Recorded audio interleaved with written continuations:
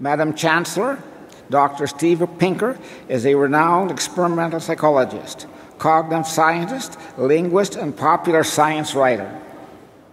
He is currently the Johnson Family Professor in the Department of Psychology at Harvard University. He became prominent in his research on how people imagine and recognize 3D shapes, how children acquire language, and the computational architecture of language and cognition. In addition to his argument that language is an evolutionary adaptation, helped usher in a new era in the study of human language. Later, he began writing for a more general audience. With The Language Instinct in 1994 and How the Mind Works in 1997. During the next few years and books, he evolved into a public intellectual, someone who uses his or her critical intellect, knowledge, and writing skills to help the public understand what makes the plot of nature and society evolve as it does. His most recent book, The Better Angels of Our Nature, 2011, documents that human violence has declined since ancient times. Something many of us are reluctant to believe, but something that we need to believe if we are to continue making the world a better place to live. His research and writing has won him recognition from the National Academy of Sciences in the United States, the Royal Institution of Great Britain, the Cognitive Neuroscience Society, and the American Psychological Association. He's a frequent contributor to the New York Times and the New Republic. Time magazine has named him one of the most influential people in the world today. Only few of us can be public intellectuals at the level of Steven Pinker. However, we can all work hard at being public intellectuals in our daily lives by practicing the skills that he displays in his writing and speaking. Madam Chancellor, on behalf of the Senate of Simon Fraser University, I ask that you confer upon Professor Steven Pinker the degree of Doctor of Science honoris causa. I'm supposed to shake hands.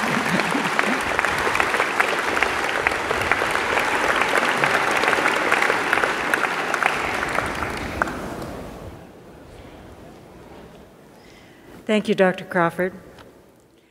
Dr. Steven Pinker, by virtue of the authority vested in me and in the Senate of this university, I hereby admit you to the degree of Doctor of Science honoris causa.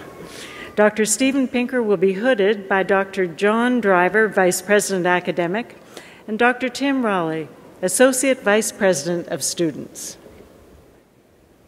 Just face the front. Okay.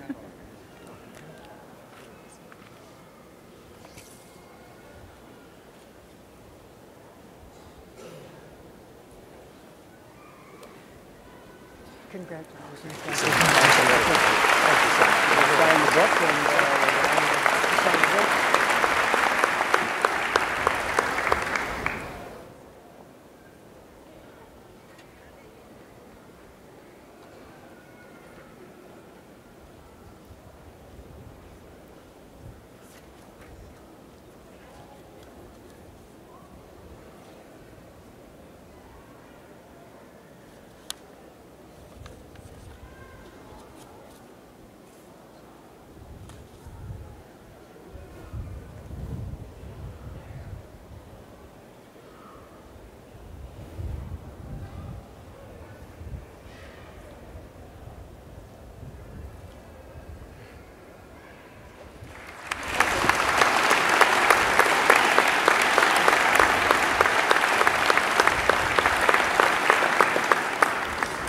It is with great pleasure that I now call upon Dr. Steven Pinker for his convocation address. Dr. Pinker.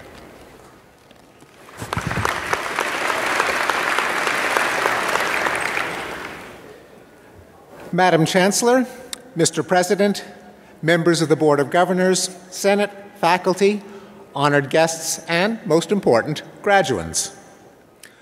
What did you all just pay for?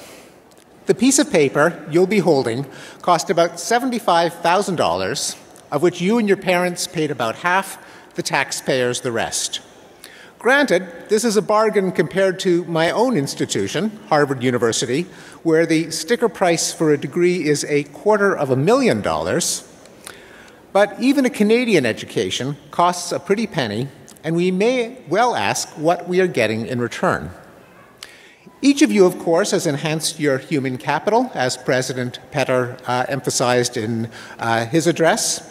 Presumably, you can now read, write, learn, plan, compute, and understand the workings of institutions better than when you walked through the campus gates 4 years ago. Economists tell us that the cost of these skills will pay for itself over the course of your careers in higher earnings for you and in higher prosperity for the country. But if a university education was nothing more than glorified job training, it could dispense with a lot of expensive accoutrements, like libraries and research labs and professors with PhDs. And you could have whizzed through Simon Fraser more quickly and cheaply if you had skipped all that liberal education. Why did you spend time studying dead white European males?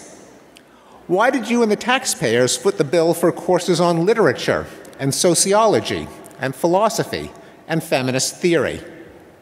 Now, though I'd be the last to say that everything that goes on in the modern university is intrinsically worthy, I'm here to tell you that, yes, it was worth it. The ivory tower, the absent-minded professors, the abstract theory, and, yes, the dead white European males. For several years, I've immersed myself in the history of violence. Why human beings seem to take so much pleasure in killing, maiming, torturing, raping, and enslaving one another, and more importantly, how we've gradually lost our taste for these pastimes. Because, believe it or not, the numbers show that violence of all kinds has been decreasing. The lucky citizens of a liberal democracy like Canada, for all its problems, are living in the most humane conditions in the history of our sorry species. And I believe that the enhancement of reason and knowledge that you have just paid for deserves a lot of credit for this happy development. Let me start with an example of what I have in mind. In 16th century Paris, a popular form of entertainment was cat burning, in which a cat was hoisted in a sling on a stage and slowly lowered into a fire. According to the historian Norman Davies, the spectators, including kings and queens, quote, shrieked with laughter as the animals, howling with pain, were singed, roasted, and finally carbonized. And it wasn't just cats that our ancestors burned alive as a form of popular entertainment, but also people, namely heretics and infidels. And there were many other kinds of everyday brutality. Knights waged constant war by killing as many of each other's peasants as they could. Kings executed people for frivolous reasons, like stealing a cabbage or criticizing the royal garden. The executions were designed to be unspeakably agonizing, like crucifixion, disemboweling, or breaking on the wheel. When petty lawbreakers weren't tortured to death, they had body parts cut off, like hands, noses, and tongues. Government sent debtors, including widows, to prison. Respectable people bought and sold slaves. The law recognized the right of a husband to rape his wife. How did we manage to eliminate these barbaric practices? It's not that human nature has changed. We still harbor instincts that tempt us toward violence, but we also have faculties that steer us away, what Abraham Lincoln called the better angels of our nature. And our better angels have increasingly gotten the upper hand, not least because of the expansion of knowledge and reason that a liberal education fosters. In the academic tradition in which you have just been immersed, scholars and students try to understand where we come from, what makes us tick, how the world works. Man's inhumanity to man has long been a subject for moralization, but with the knowledge that something has driven it down, we can also treat it as a matter of cause and effect. Instead of just asking, why is there war, we can also ask, why is there peace? A research question, by the way, that Simon Fraser's Human Security Report Project is one of the world's leaders in studying and answering. The hope is that when we find the answer, we can concentrate and bottle the crucial ingredients and apply them more in the future. There's another reason to nurture the educated mind. It's not just a tool with which we can understand moral progress, but one of its causes. A major reason we have such a dumbfounded reaction to the viciousness of our ancestors' practices is that we know so much more about the world. We don't kill virgins on an altar or throw them into volcanoes because we know that it would not, in fact, propitiate an angry God or alleviate misfortune on earth. We don't expel or murder Jews because we know that they do not, in fact, conspire to control the world economy. We don't enslave Africans or displace First Nations because we know that they are not, in fact, on a lower rung of some evolutionary ladder with whites at the top.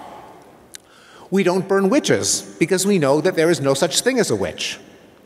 We don't cut the intestines out of living prisoners because we know that there are more effective and humane ways of deterring crime.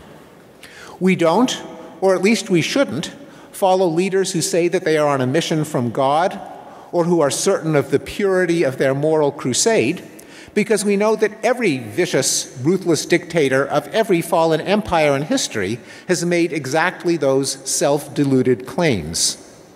And we don't burn cats because we know that pain comes from the operation of our nervous systems, and since other animals have brains similar to ours, they must feel pain as acutely as we do.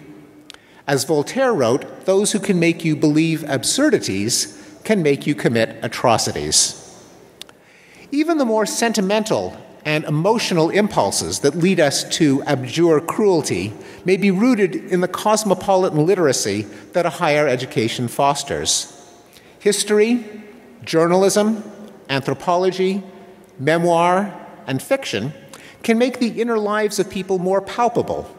They encourage us to put ourselves in their shoes, to imagine what it is like to be them, to appreciate that our own station in life is contingent and accidental, to give us the feeling, there but for fortune go I. All of these make it harder to dehumanize, torture, or kill another human being. Now, overcoming superstition, ignorance, and parochialism is not sufficient to reduce violence, but surely it is necessary.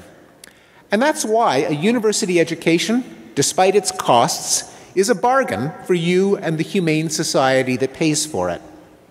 In the hope that the lifelong pursuit of knowledge and reason will make us all better as people, as a society, and as a species, I congratulate you on your achievement and wish you happiness, fulfillment, and success in the years to come. Thank you very much.